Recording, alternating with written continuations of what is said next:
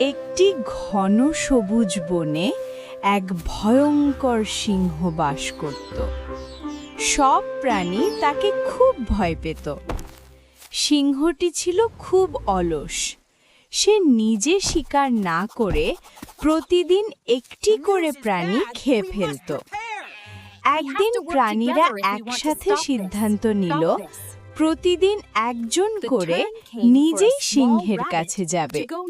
সেদিন সিংহের কাছে যাওয়ার পালা পড়ল একটি ছোট খরগোশের।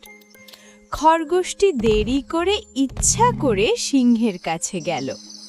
রাগে সিংহ গর্জে উঠল, এত দেরি কেন? খরগোশ বলল, আরেকটা সিংহ আমাকে আটকেছিল। খরগোশ সিংহকে একটি কুয়ার কাছে নিয়ে গেল। সিংহ কুয়ার ভেতরে তাকিয়ে নিজের প্রতিবিম্ব দেখে ঝাঁপ দিল। সব প্রাণী খুশি হলো। খরগোশের বুদ্ধিতে সবাই বেঁচে গেল। বুদ্ধি শক্তির চেয়েও বড়।